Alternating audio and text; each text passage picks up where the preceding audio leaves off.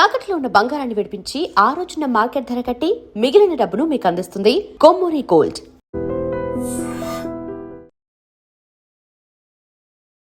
వారిద్దరూ కలిసి బతకాలనుకున్నారు. 7 అడుగుల బంధంతో ఒక్కటవ్వాలి అనుకున్నారు. కానీ విధి ఆడిన వింత నాటకంలో ఆ జంట మృత్యువులోనూ వీడలేకపోయింది.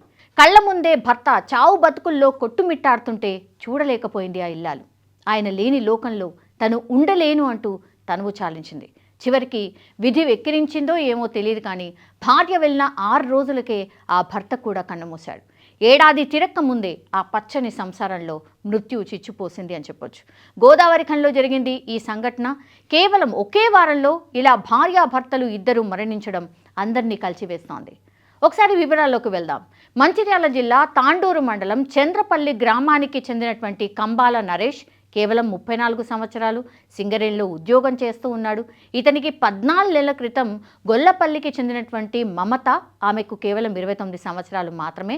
వీళ్ళిద్దరిది కూడా ప్రేమ వివాహం. వీరిద్దరూ గోదావరి ఖనిలో అద్దె ఇంట్లో ఉంటూ ఉన్నారు.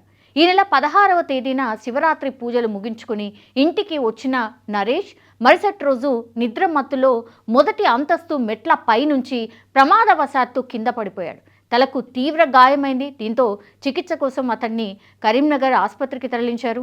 నరేష్ బతికే అవకాశాలు తక్కువని డాక్టర్లు చెప్పడంతో భార్య మమత తట్టుకోలేకపోయింది. తన భర్త కోలుకోడనే బాధతో ఈ నెల 17వ తేదీన ఆమె ఒంటిపై పెట్రోల్ పోసుకొని ఆత్మహత్య చేసుకుంది. దురదృష్టవశాత్తు ఆసుపత్రిలో చికిత్స పొందుతున్న నరేష్ కూడా ఆదివారం తెల్లవారుజామున చనిపోయాడు.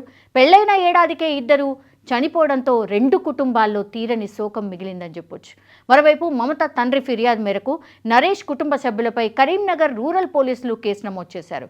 వరకట్నం కోసం వేధించాడని, ఆసుపత్రి దగ్గర కూడా తన కూతుర్ని దూషించారని ఆయన ఆరోపిస్తున్నారు. ప్రస్తుతం పోలీసులు ఈ ఘటనపై దర్యాప్తు అయితే చేస్తున్నారు.